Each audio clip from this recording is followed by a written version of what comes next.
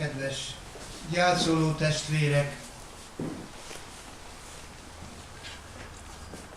Kányádi Sándor kétsorosa merült föl bennem, amikor Judit megkeresett a reásújtott csapással. A szó teremtette meg a világot, és ha elhallgat, beomlik a világ. Beomlott a világ. Készdi Kovács Zsolt meghalt.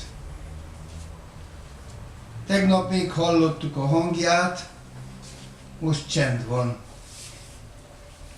Tegnap még láttuk az arcát, most egymás arcát fürkészszük. Tegnap még élő ereje töltött el bennünket,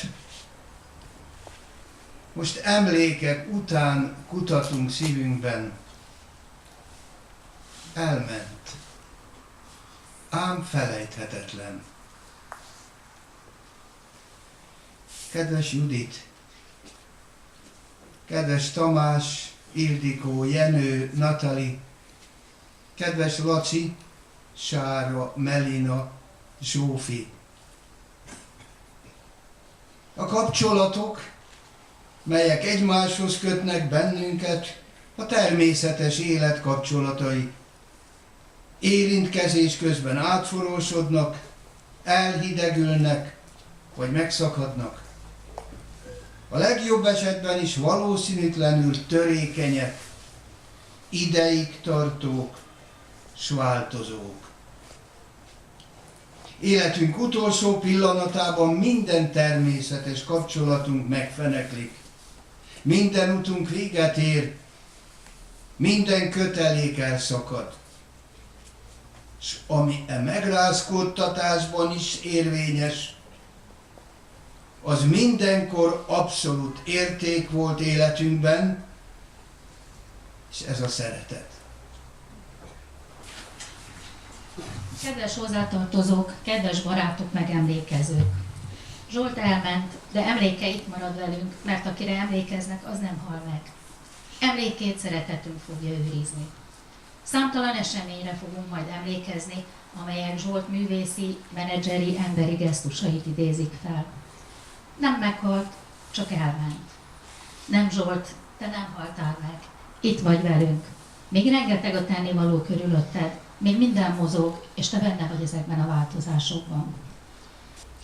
A mai napig, ha valami nehézség, probléma előtt állok, önkéntelenül eszembe jut. Zsolt, szerinted mi lenne a helyes megoldás?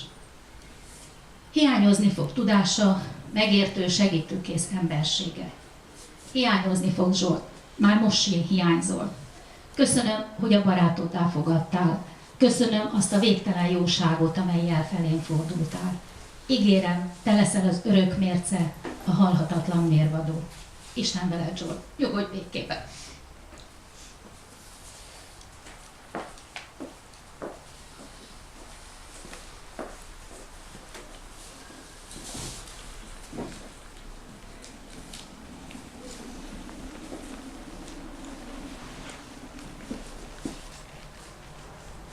Zsolt, nem akarok búcsúzni tőled, hisz lassan mindannyian szedelőzködünk a vendégségből. Közel 60, pontosan 58 évig kapcsolódott össze az életünk, hol erősebb, hol gyengébb intenzitással. Erről a több mint fél évszázadról te tudnál a legtöbbet, mert nagy alakú spirálfüzetekbe jegyeztél fel mindent karcos, kicsit remegő írásoddal. Ki tudja, hány füzet hányódik valahol a pincében. 10 voltunk először együtt a Kárpátia sörözőben, Csalakarcsi, Elek, Gábor, Gyöngyösi, Kardos, te, Rózsa, Zinger, jómagam, Eduza Hárjev, és később csatlakozott hozzánk Huszály. És azt is tudom, hogy azok 6-on, akik elmentek már, mind zsáknyi szorongást cipeltek a vállukon. Ki hogyan ment el, miért félt, mitől, miért ivott, miért nem beszélt, miért menekült. Azért, vagy lehet, hogy éppen ezért csináltunk egy-két nézhető filmet. Nagyon hittünk a filmben. Mi a filmet mindig úgy gondoltuk, hogy ez egy társadalmi eszmecsere része, egy film szóljon valamiről, ami fontos és talán örök, képviselje a néző érzelmeit, vagy legalább oldja a magányt, örömforrást jelentsen. Máriási minden beállításunkról azt kérdezte, miről szól. Azért hívjuk a nézőt a moziba, mert mondani akarunk valamit.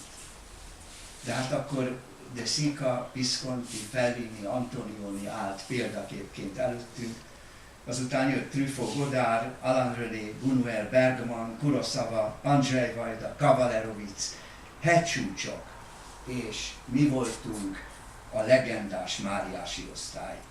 Miért legendás? A fene tudja. Azután rengeteget bosszankodtunk együtt, amikor megbeszéltük, ki hogyan ügyeskedik, hogy átvegye a hatalmat a stúdiók, a filmszövetség, a filmgyártás, a filmgyár, meg fene tudja mi fölött. Mennyi intrikát, manipulációt, szörnyűséget néztünk végig, és mennyi pálfordulást. Te voltál filmgyárigazgató.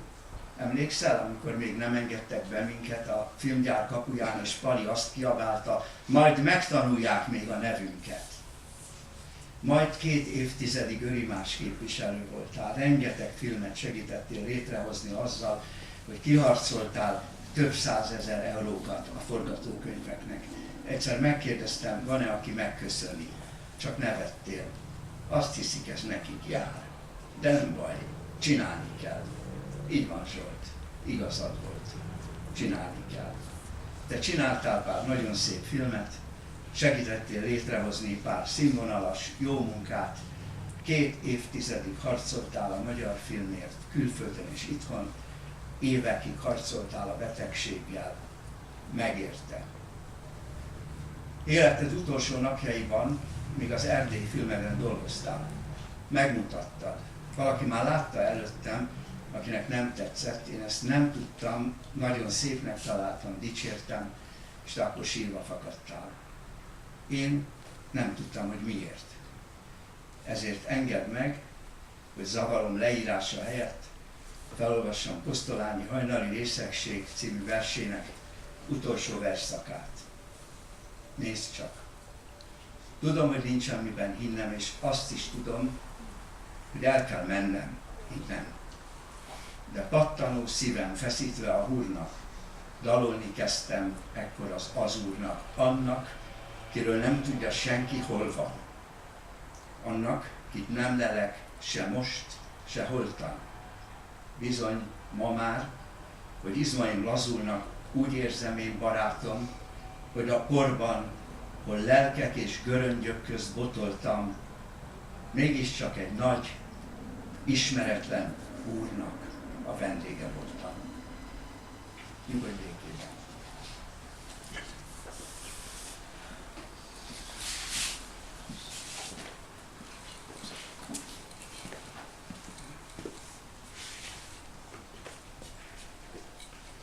Kedves gyászoló, emlékező, búcsúzó testvéreim!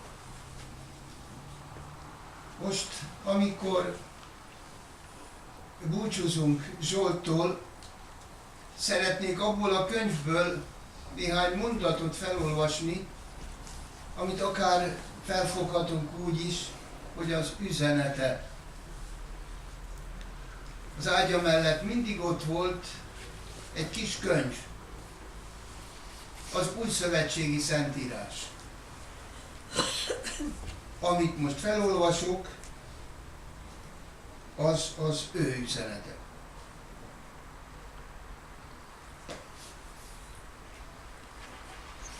Szent Pál apostol írta ezeket a sorokat a római híveknek. Testvéreim, azok Isten fiai, akiket Isten lelke vezérel. Nem a szolgaság lelkét kaptátok ugyanis, hogy továbbra is félelemben éljetek, hanem a fogadott fiúság lelkét, hogy ezentúl így szólítsátok Istent, Abba, Atya.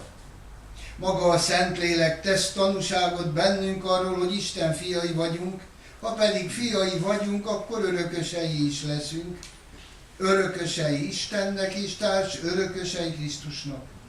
Előbb azonban szenvednünk kell vele együtt, hogy vele együtt meg is dicsőjünk. Az a véleményem, hogy a jelen szenvedések nem mérhetők az eljövendő dicsőséghez, amelynek részesei leszünk. Az egész természet sóvárogva várja, mikor leszünk láthatóan Isten fiai. A természet ugyanis alá van vetve a mulandóságnak, de nem önként, hanem Isten akaratából. De megmarad az a reménye, hogy a mulandóság szolgai állapotából felszabadul Isten fiainak dicsőséges szabadságáról. Tudatában vagyunk, hogy az egész teremtett világ sóvárogva vágyakozik mindaddig. De nem csak a természet sóvárog így, hanem mi magunk is, akikben a lélek már megkezdte működését.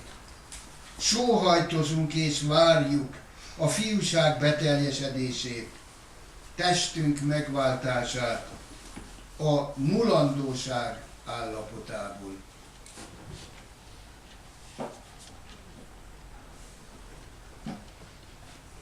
Kedves testvéreim!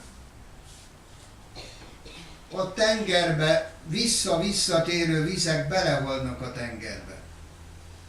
Valójában nem szűnnek meg, csak hazatalálnak. E paradoxon megvilágítja a halál képét. A fizikai halál a test agóniája. A halál a lélek birodalma. Mindannyiszor meghalunk, amikor valóban élünk.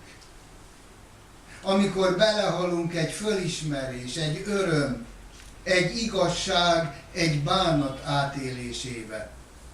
Amikor megfeledkezünk önmagunkról, megsokszorozva visszakapjuk magunkat.